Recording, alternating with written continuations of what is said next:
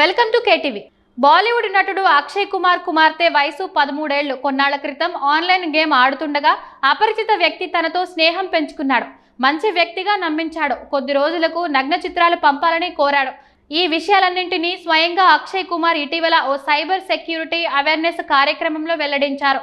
కొద్ది రోజుల క్రితం ఓ డేటింగ్ యాప్లో డేటా చోరీ జరిగింది. వేల కొద్ది ఫోటోలు, ఐడీలు, సెల్ఫీలు లీక్ అయ్యాయి. పెద్ద సంఖ్యలో ప్రైవేట్ చాటింగ్లు బయటికి పొక్కాయి. ఇలాంటి ఉదంతాలు సామాజిక మాధ్యమాల్లో సురక్షితంగా వ్యవహరించాలన్న హెచ్చరికలను అందిస్తున్నాయి. చాలా మందికి సరైన అవగాహన లేక సమాచారాన్ని అతిగా షేర్ చేయడం, అపరిచితులకు బయోలు పంపడం, అందరికీ అన్ని వివరాలను ఇచ్చేస్తుండడం సమస్యగా మారుతోంది. ఆన్లైన్ గేమ్లు, యాప్లు, పేమెంట్ గేట్వేలు, సామాజిక మాధ్యమాల్లో వ్యక్తిగత వివరాలను అందించే విషయంలో జాగ్రత్తగా ఉండాలి.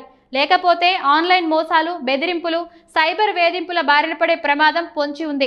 ఇటీవలి కాలంలో వైద్యం, ఆరోగ్యం, వ్యాయామం, మహిళలు, వృద్ధులు, చిన్నారులకు ప్రత్యేకించిన యాప్లు పుట్టగొడుగుల్లా పుట్టుకొస్తున్నాయి.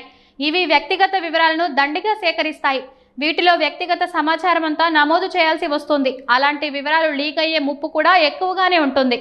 పీరియడ్స్ ట్రాకింగ్ యాప్స్ మహిళలకు సంబంధించిన వ్యక్తిగత ఆరోగ్య, శారీరక వివరాల్ని నమోదు చేయాల్సి వస్తుంది. ఆ సమాచారాన్ని వాణిజ్య కంపెనీలు చేజిక్కించుకుంటున్నాయి. కొన్నిసార్లు డేటా హ్యాకర్ల చేతుల్లోకి వెళ్తుంది.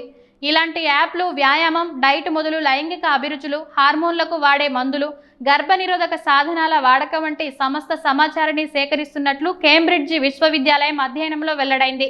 ఈ సమాచారానికి ఆర్థిక పరమైన విలువ చాలా ఎక్కువన్న సంగతి యూజర్లకు తెలియడం లేదు. దాంతో అన్ని వివరాలను ఇచ్చేస్తున్నారని పరిశోధకులు చెబుతున్నారు. ఇలాంటి డేటా తప్పుడు వ్యక్తుల చేతుల్లో పడితే ఉద్యోగావకాశాలు, ఆఫీసులు, ఆరోగ్య బీమా తదితర విషయాల్లో ఎన్నో సమస్యలు ఎదుర్కోవాల్సి వస్తుంది. మహిళల ఆరోగ్య సంబంధ డిజిటల్ ఉత్పత్తులు అందించే ఫిమ్క్ పరిశ్రమ అంతకంతకు పెరిగిపోతుందని, దీనిపై సరైన నియంత్రణ అవసరమని నిపుణులు సూచిస్తున్నారు. ఈ పరిశ్రమ విలువ 2027 నాటికి $60 బిలియన్ దాటిపోతుందని అంచనా. మహిళల ఆరోగ్య, ఫెర్టిలిటీ యాప్లకు ప్రైవసీ, సెక్యూరిటీ విధానాలు పటిష్టంగా లేవని పలు అధ్యయనాల్లో వెల్లడైంది. చాలా యాప్లు యూజర్ల వ్యక్తిగత ఆరోగ్య సమాచారాన్ని ప్రకటనకర్తలకు, డేటా బ్రోకర్లకు అమ్ముకుంటున్నట్టు తేలింది. ఫిమిక్ యాప్స్ భద్రత లోపాలు, డేటా రక్షణ చర్యలు బలహీనంగా ఉండటంతో ఉల్లంఘనలు తేలికవుతున్నాయి. పటిష్టమైన సెక్యూరిటీ ప్రమాణాలు ఉండటంతో పాటు మన డేటా భద్రంగా ఉంటుందన్న నమ్మకం ఉన్న యాప్లనే వాడాలి. సామాజిక మాధ్యమాల ప్రైవసీ పాలసీలను ముందుగానే తెలుసుకోవాలి. సైబర్ దాడులు, వేధింపులకు గురైతే వెంటనే అటు నుంచి వచ్చే సందేశాలకు ప్రతిస్పందించడాన్ని ఆపేయాలని నిపుణులు సూచిస్తున్నారు.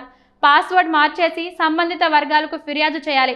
యాప్ కాకుండా సామాజిక మాధ్యమాల్లో ఖాతా తెరవడానికి, నిర్వహణకు అవసరమైన తప్పనిసరి సమాచారాన్ని మాత్రమే షేర్ చేయాలి. ప్రైవసీ, సెక్యూరిటీ సెట్టింగుల్ని తరచూ పరిశీలిస్తూ అప్డేట్ చేస్తుండాలి. ఫాలోవర్లుగా తెలిసిన వారికే పరిమితం అవ్వాలి. సామాజిక మాధ్యమాల కోసం ప్రత్యేక ఈమెయిల్ అకౌంట్ ఉండడం మేలు. ఫస్ట్ టైం వచ్చాయంటూ డ్రైవింగ్ లైసెన్స్, పాస్పోర్టు, పే చెక్ల ఫోటోలను సామాజిక మాధ్యమాల్లో పంచుకోవద్దు. ఈ విషయంలో ఆతృతను అదుపులో పెట్టుకుంటేనే మేలు. హ్యాకర్ల నుంచి కాపాడే తొలి రక్షణ గోడలు పాస్వర్డ్. వాటిని వీలైనంత బలంగా నిర్మించాలి. ప్రతి ఖాతాకి వేర్వేరు పాస్వర్డ్లు ఉండాలి. డివైజెస్ను భద్రంగా ఉంచుకుంటే ఖాతా కూడా సురక్షితం. సెక్యూరిటీ అలర్ట్ సందేశాలను నిర్లక్ష్యం చేయొద్దు. పూర్తి పేరు, పుట్టిన తేదీ, స్కూలు, ఆఫీసు, ఇల్లు తదితర కీలక వ్యక్తిగత వివరాలు ఊరికే ఎక్కడా ఇవ్వకూడదు. బ్యాంకు ఖాతాలు, చెల్లింపు వివరాలు, ఫోన్ నెంబర్, స్నేహితులు, కొలీగ్స్ ఫోటోలు, వివరాలు షేర్ చేయకూడదనే సంగతిని అందరూ గుర్తుపెట్టుకోవాలి.